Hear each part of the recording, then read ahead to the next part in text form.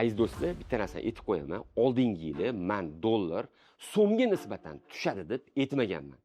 Hozir ham bu video qilishimdan maqsad xalqimizga tushunarli qilib, sodda qilib tushuntirib bermoqchiman. Dollar nimaga nisbatan tushadi? Dollar dunyo bozorida tushib tushmayotganligini qattan bilamiz degan savol bor. Mana shu savolga sizlarga javob bermoqchiman. 5 oy ichida aziz do'stlar, tillam narxi oshib ketdi. Chunki odamlar dollar qadrslanishini bilganligi uchun hamma katta boylar, milliarderlar dollarni sotib tashadi. Dollarni o'rniga yevro oldi, dollarni o'rniga funt oldi, dollar o'rniga yuan oldi, dollar o'rniga rubl oldi, dollar o'rniga tilla oldi, kumush oldi, platina oldi, mis sotib oldi. Shuni hisobiga dollar hamma sotgani uchun hech kimga dollar kerak bo'lmay qola boshladi va shuni hisobiga dollar qadrlandi. Bunga misol tariqasida sizlarga mana rublni ko'rsatishim mumkin. O'zbek xalqi baribir asosan uyda dollar saqlaydi. Bir-biri bilan ham dollarda qarz beradi, dollarda uy sotib oladi, dollarda mashina sotib oladi. Ya'ni buni biz qanchalik cheklasa ham davlat bekitqicha xalq baribir dollarda oldi-sotdi qiladi. 1 dollarga oldin 110 rubl sotib olsa bo'lardi, hozir 1 dollarga 77 rubl sotib olsa bo'ladi.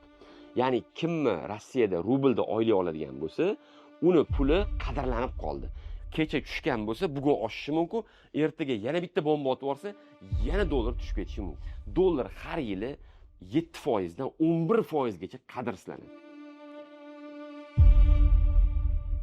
Shu mavzuni kutayotgan bo'lsanglar, videoga bitta like bosinglar. Sizlarga savolim bor.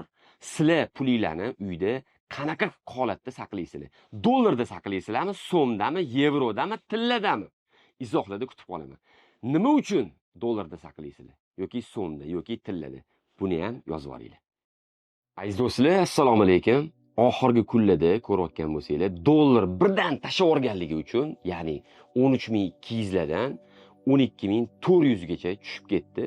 Shu 8 so'mga tashlab o'rganiga vahima bo'lib, mana oldingi yil 1 yil oldin qo'ygan videoyim bor edi, dollar tushadi degan. Shu videomni yana Telegram kanalida berib yuboribdi. Dollar narxi juda ham tushib ketadi. Bunga tayyorgarlik ko'ringlar. 2025-26 yillarda juda katta inqiroz kutyapti. Mana shu inqirozga kompaniyalarimizni tayyorlashimiz kerak.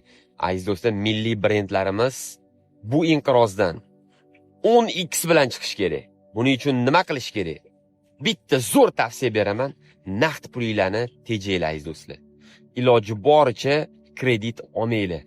Iloji boricha olgan kreditinglarni tez yopib yuboringlar. Hech qatdan ortiqcha ko'chmas mulk yoki aksiya yoki passiv daromad olib keladigan mulklarga pul tikmanglar. Naqd pulinglarni yevro yoki frank yoki yen yoki funt sterlingga o'girib yoki yuanga o'girib ushlab turinglar aziz do'stlar. Aziz do'stlar, bitta narsani aytib qo'yaman. Oldingi yili men dollar so'mga nisbatan tushadi deb aytmaganman. Hozir ham bu video qilishimdan maqsad xalqimizga tushunarli qilib, sodda qilib tushuntirib bermoqchiman. Dollar nimaga nisbatan tushadi? Aziz do'stlar, dollar so'mga nisbatan tushishi doim vaqtinchalik bo'ladi. Markaziy bank so'mni pechat qilishni to'xtatib qo'ysa, dollarning narxi tushib ketib qoladi. Chunki so'm qidirib qoladi firmani. Chunki bankka pul qo'yish kerak, inkas topshirish kerak. Keyin masalan firmalar shu savdo qilish kerak. Hamma narsani dollarda savdo qilib bo'lmaydi. Hamma majburan keyin so'm qidiradi. So'm qidirgandan keyin, topa olmagandan keyin sun'iy ravishda so'm narxi ko'tariladi. O'zbekiston sharoitida dollar so'mga nisbatan tushishi qisqa muddatli va vaqtinchaligina bo'ladi. Endi dunyo bozori bo'yicha oladigan bo'lsa, dollar dunyo bozorida tushib tushmayotganligini qattan bilamiz degan savol bor. Mana shu savolga sizlarga javob bermoqchiman. Dollarni nimaga nisbatan o'lchash kerak? O'zi pulni qanaqa o'lchasa bo'ladi? Mana qadim zamonda dollarni ham, boshqa pulni ham tillaga nisbatan baholashgan. Ya'ni 1 gram necha dollar, 1 gram necha so'm, 1 gram necha rubl, 1 gram necha yevro yoki necha yuan deb baholashgan. Lekin o'sha necha qaysidir yilda davlatlar kelishishganda tilla bilan baholamaymiz deb voz kechib yuborishgan. Shuning uchun markaziy banklar xohlagan payti pulni pechat qiladi-da, shu so'mni chiqarib yuboradi. Yoki Amerikaning Fed degan markaziy banki shunday dollarni pechat qilib yuborsa, dollar qadrsizlanib ketadi. Hozir nima bo'lyapti? Hozir kunda dunyodagi geosiyosat, ya'ni birinchi o'sha Rossiyani Ukrainaga urush qilishi, Amerikani keyin Rossiyaga sanksiya qo'llashi, keyin mana Amerika bilan Xitoy bir-biri bilan kelishmovchiligi, o'sha Tayvan davlatiga Xitoy o'ziga qo'shib olmoqchiligi va bunga Amerika qarshilik qilishi, o'sha Janubiy Xitoy dengizida mojaro kelib chiqishi, mana shu urushlar, Falastin bilan Isroilning o'rtasidagi urush va oxirgi kunlarda ko'ryapsizlar, Isroil bilan Eron bilan Amerika ham bir-biriga raketalar otishi, ya'ni dunyodagi geosiyosiy mojarolar, dunyodagi iqtisodiy urushlar, dunyodagi rostakam urushlar, raketalar aro urushlar, ya'ni bir-biriga bomba otishlar va sanksiyalar va tariflarni, o'sha bojlarni oshirib qo'yishi, dunyodagi mojarolar dollarni qadrsizlanishiga olib keldi. Chunki butun dunyodagi davlatlar, aksariyat davlatlar dollarda savdo qiladi. Misol uchun O'zbekiston Rossiyaga mol sotsa ham, birinchi Amerikadan dollar sotib oladi, keyin dollarni rublga almashtirardi oldinlari. Lekin Amerika sanksiya qo'llagandan keyin hozir endi O'zbekiston rubl bilan savdo qilyapti yoki yuan bilan savdo qilyapti. Ya'ni dunyoda dollarda savdo bo'lardi. Hozir shu urushlar bo'lganligi uchun, davlatlar bir-biri bilan kelisha olmagani uchun dollar qadrsizlanib ketdi. Chunki dollar bilan savdo qilish to'xtadi. Rossiya dollar bilan kamroq savdo qilyapti. Xitoy ham dollar bilan kamroq savdo qilyapti. Chunki Amerika Xitoyga 145% tarif, boj qo'llab qo'ydi. Shuni hisobiga Xitoyda Amerikaga mahsulot kirib kelishi juda kamayib ketdi va Amerikani bu degani ichki alpi mahsulot tushib ketdi va buni hisobiga dollar qadrsizlandi. Mana shu oxirgi 5 oy ichida, aziz do'stlar, tilla narxi oshib ketdi. Chunki odamlar dollar qadrsizlanishini bilganligi uchun hamma katta boylar, milliarderlar dollarni sotib tashadi. Dollarni o'rniga yevro oldi, dollarni o'rniga funt oldi, dollar o'rniga yuan oldi, dollar o'rniga rubl oldi, dollar o'rniga tilla oldi, kumush oldi, platina oldi, mis sotib oldi. Shuni hisobiga dollar hamma sotgani uchun hech kimga dollar kerak bo'lmay qola boshladi va shuni hisobiga dollar qadrsizlandi. Bunga misol tariqasida sizlarga mana rublni ko'rsatishim mumkin. Misol uchun 2025-yil yanvarda bankka borib 1 dollarni rubl qilsangiz, 1 dollar 110 rubl berardi sizga. Lekin hozir mana 6 oydan keyin iyun oyida bankka borib 1 dollar maydalasangiz 77 rubl beryapti. Ya'ni 1 dollarga oldin 110 rubl sotib olsa bo'lardi, hozir 1 dollarga 77 rubl sotib olsa bo'lyapti. Ya'ni kimmi Rossiyada rublda oylik oladigan bo'lsa, uni puli qadrlanib qoldi. Ya'ni oldingi puliga kam dollar bersa, hozirgi puliga ko'p dollar beryapti. Ya'ni kimmi oyligi Rossiyada oldin 110 ming rubl bo'lgan bo'lsa, hozir o'sha odamning oyligi 1428 dollarga aylandi. Ya'ni Rossiyada rublda oylik olayotgan odamlarning puli 1000 dollari 5 oy ichida 1400 dollarga aylanib qoldi. Ya'ni 5 oyda 40% oshdi. Kim pulini rublga tikkan bo'lsa, 5 oyda, ya'ni uyingizdagi dollarni rubl qilib qo'ygan bo'lganingizda 5 oyda pulingiz 40% ga oshgan bo'lardi. Lekin bu degani hozir borib pulinglarni hammasini rubl qilinglar degani emas. Aziz do'stlar, yana aytaman. Men o'zbek millati, O'zbekiston xalqini puli qadrsizlanmasin, odamlarning uyidagi puli yo'q bo'lib qolmasin, kam bo'lib qolmasin deb sizlarga to'g'ri tavsiya berishga harakat qilaman. Borib dollaringlarni maydalab, hammasini rubl qilib qo'ymanglar. Dollaringlarni maydalab, hammasini so'm qilib qo'ymanglar. Sizlarga eng zo'r tavsiya, hozir dunyoda urush bo'lyapti. Bilmayapti mana bugun ertalab Amerika bo'ldi, urush to'xtatdik, Eron bilan yarashdik deyapti. Kecha Eron Amerikaga bomba otuvdi, o'tgan kuni Amerika Eronga bomba otuvdi. Bular vaziyat har kun o'zgaryapti. Bu degani spekulativ degani, bozor tez o'zgaradi degani. Ya'ni kecha dollar kursi nech puldir bo'lib turgan bo'lsa, bugun o'sha nech puldir bo'lib qolishi mumkin. Ya'ni kecha tushgan bo'lsa, bugun oshishi mumkin, ertaga yana bitta bomba otib olsa, yana dollar tushib ketishi mumkin. Shuning uchun bunaqa vaziyatlarda nima qilish kerak? Eng zo'r sizlarga tavsiya, mana 2022-yilda oladigan bo'lsa, pulinglarni tilla qilib qo'yinglar. Chunki tilla doim ozgina bo'lsa ham o'sib boradi. Misol uchun 2022-yilda sizlar 1 kilo tilla sotib olganingizda 1 kilo tilla narxi 57 ming dollar bo'lgan ekan. Hozir 1 kilo tilla narxi 110 ming dollar. Ya'ni tillar narxi почти 2 baravarga oshib ketgan. Sizlar 2022-yili 1 kilo tilla, ya'ni 57 ming dollar pulinglarga tilla olib qo'ygan bo'lganinglarda, hozir tillanglar 110 ming dollar bo'lib qolgan bo'lar. Почти 2 baravari. Endi 2023-yili tillar narxi 62,5 ga chiqib qolgan. Ya'ni 57 mingiz 62,5 ming bo'lib qoldi. Qancha? 5,5 ming dollar tug'di 1 kilo tilla. 24-yili bu pul 79 ming bo'lib qoldi. 2 yilda 57 ming pulinglar 22 ming dollar pul tug'di. Lekin 25-yilga kelib, ya'ni 3 yilda pulinglar 110 ming dollarga aylandi. Ya'ni 57 minginglar 43 ming dollar pul tug'di. Shuning uchun aziz do'stlar, sizlarga tavsiyam, hozir urushlar tugab qolsagina tillar narxi orqaga ketishi mumkin. Lekin urushlar tugamasa, o'sha Rossiya bilan Ukraina yana dalsh urush ursa, o'sha Isroil bilan Falastin, Eron orasidagi muammolar tugamasa va Amerika bilan Xitoy Tayvan bo'yicha kelisha olmasa, tillar narxi dalsh ko'tarilaveradi. Eng zo'r boylik bu tilla. Tillaga tikilgan pul deyarli hech qachon kamaymaydi. Tilla 1 oy, 2 oy ozgina pasayishi mumkin. Masalan, hozir 110 mingdan 108 mingga tushib qolishi mumkin. 107 mingga tushishi mumkin. Bor ana 105 mingga tushishi mumkin 1-2 oy, 3 oy. Lekin yana ikkita davlat bir-biri bilan urushib qolsa, yana Amerikada nimadir voqea bo'lsa, bo'ldi, tillar narxi yana ko'tarilib ketaveradi. Chunki butun dunyoda hamma ham biznes qilmaydi. Hamma ham pulni biznesga tikavermaydi. Ko'pchilik odamlar pulini foreksga, ya'ni valyutalarga tikib qo'yadi. Valyutalarga tikayotganda ko'pchilik ishonchli valyuta qidiradi. Ishonchli valyuta nechidir yillardan beri dollar bo'lib kelyotdi. Lekin oxirgi yillarda Amerikaning qarzi juda katta bo'lib ketib qoldi. Oxirgi yillarda dollar inflyatsiyasi juda ko'tarilib ketib qoldi. Dollar tez qadrslanadigan bo'lib qoldi. Hattoki dollar 7% ga ham qadrslanibdi.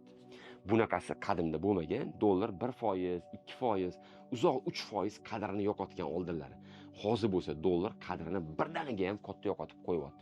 Shuning uchun sizlarga tavsiyam, birinchi o'rinda uyinglardagi pulni iloji bo'lsa, ishlatmaydigan bo'lsanglar, ya'ni hozir 1-2 oy ichida sizga shu pul kerak bo'lmaydigan bo'lsa, o'sha 3 ming bo'ladimi, 5 mingmi, 10 mingmi, 30 ming pulinglarni hammasini tilla qilib qo'yinglar. Bu birinchi variant. Ikkinchi variant, yo'q Anvar aka, bil bo'lmaydi, ertaga kasal bo'lib qolishimiz mumkin. Ertaga birdan mashinamni sotib, yangi mashina olishim mumkin. Yoki ertaga nimadir menga pul zarur bo'lib qolishi mumkin deydigan bo'lsanglar, masalan, 30 ming dollar yig'ib qo'ygansizlar pul, shuni nima qilishni bilmayapsizlar. Shunga 3 ta variant beraman. Birinchisi 30 mingni hammasiga tilla olib qo'yinglar. Ikkinchi variant, 30 ming dollarni 10 mingiga tilla olib qo'yinglar. 10 mingni dollarda turaversin, mabodo nimadir zarur bo'lib qolsa, maydalab ishlatasizlar. Qolgan 10 mingni 2 ga bo'linglar-da, 5 mingiga yevro olinglar, 5 mingiga rubl olinglar. Chunki rubl o'syapti, yevro ham o'syapti.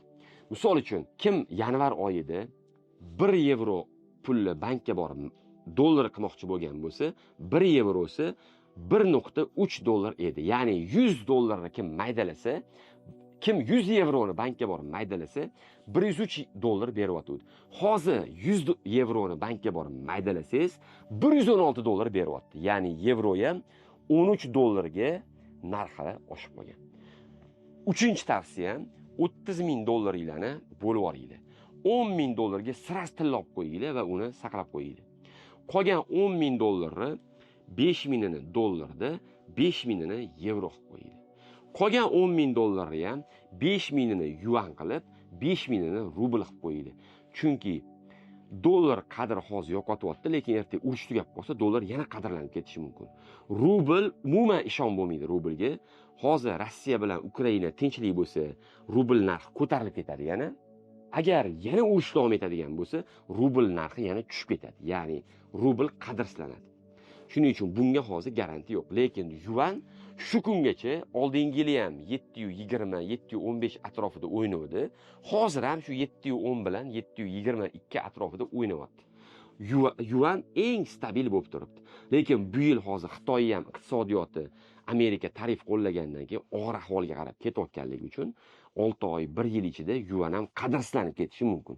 Shuning uchun ehtiyot bo'ladigan payt, qanchalik diversifikatsiya qilsanglar, pulinglarni har xil ko'rinishda saqlasanglar, pulinglarni yo'qotib qo'ymaysizlar. Aziz do'stlar, mabodo kimda kim pulini aksiyalarga yoki har xil coinlarga tikadigan bo'lsanglar, juda ehtiyot bo'linglar. Chunki aksiyalar любой payt tushib ketishi mumkin va bu aksiyalarni tushunmaganinglar uchun sizlar brokerlarga qaram bo'lib qolasizlar. Brokerlarni tanlaylar, orasida ishonchli, ko'p auditoriyasiga ega bo'lgan, hech kimni aldamagan, hech kimga xiyonat qilmagan, uxlatib ketmagan brokerlarni tanlaylar.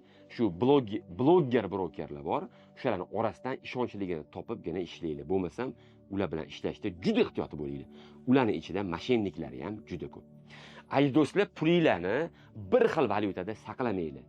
Pulinglarni har xil valyutaga o'girib qo'ysanglar, misol uchun, hozir yevro oshyapti, to'g'rimi? Ya'ni yevroni qadri oshyapti dollarga nisbatan. Endi bilib bo'lmaydi, ertaga yana nimadir narsa o'zgarib qolsa, qaror. Amerikani yana yevro tushib ketishi mumkin, dollar oshib ketishi mumkin. Ya'ni 100 yevro hozir 116 dollar bo'lsa, ertaga 6 oydan keyin 100 yevro 100 dollar bo'lib qolishi ham mumkin. Shunda sizlar pulinglar, yevroinglar 16 dollarga kamayib qoladi. O'zbek xalqi baribir asosan uyda dollar saqlaydi. Bir-biri bilan ham dollarda qarz beradi, dollarda uy sotib oladi, dollarda mashina sotib oladi.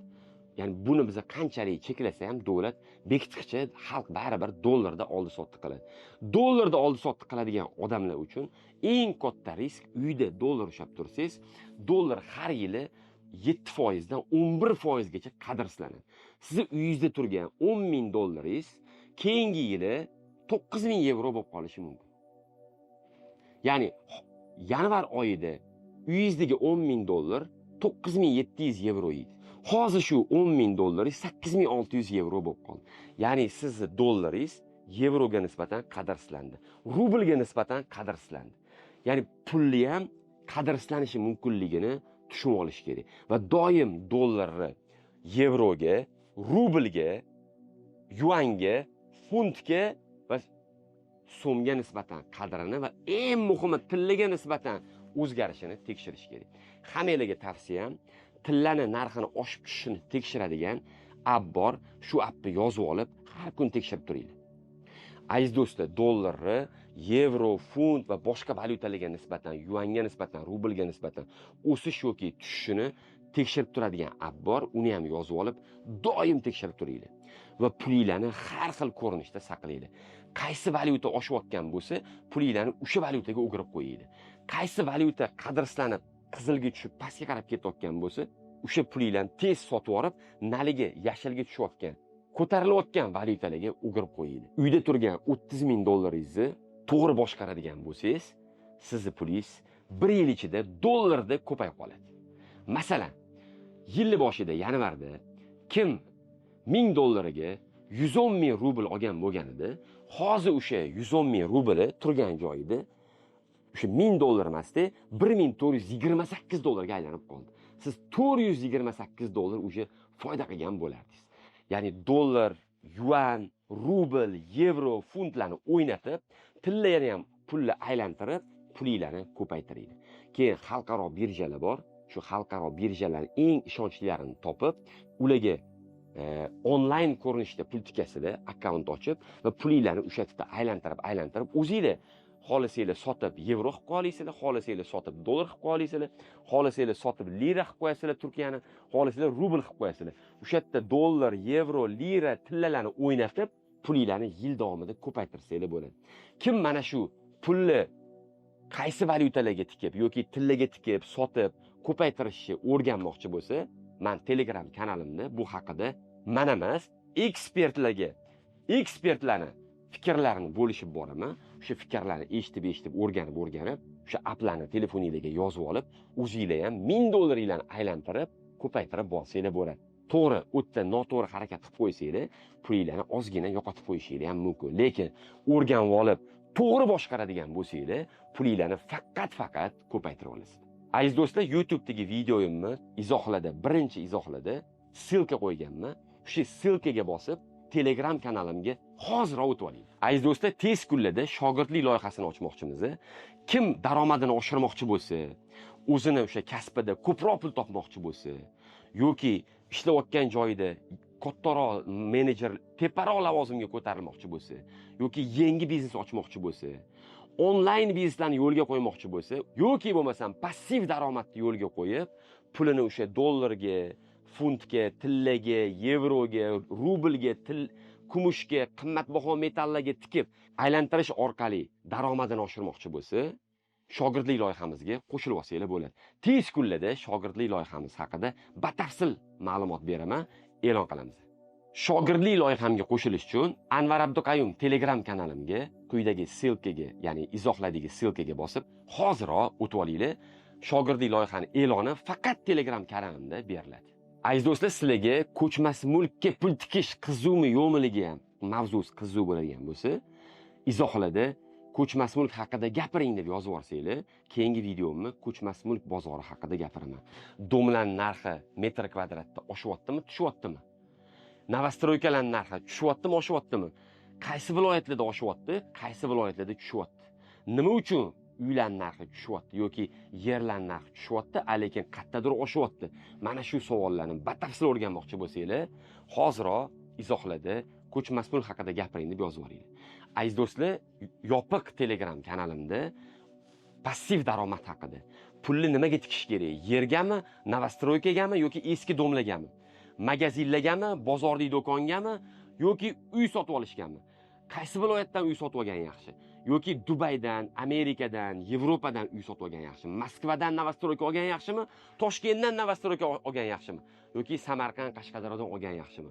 Umuman ko'chmas mulk, yer yoki kommersiy bino yoki uy olish haqida zo'r video beraman, video qo'ymoqchiman. Videodan tashqari ham Telegram kanalimda ko'chmas mulk va passiv daromad haqida sizlar bilan har kuni yangi ma'lumotlar bo'lishib boraman. Bu ma'lumotlarga har kuni erishmoqchi bo'lsanglar, quyidagi silkaga bosib Telegram kanalimga hoziroq o'tib olinglar. Bu videoni pul yig'ayotgan hammaga yuborib qo'yamiz. Menimcha hamma pul yig'sa kerak, chunki noto'g'ri ko'rinishda pul saqlab, hozirgi og'ir vaziyatda yeb qo'yishmasin. Pulligini faqat dollarda saqlashmasin, pulni borib maydalab, so'm qilib xato qilib qo'yishmasin.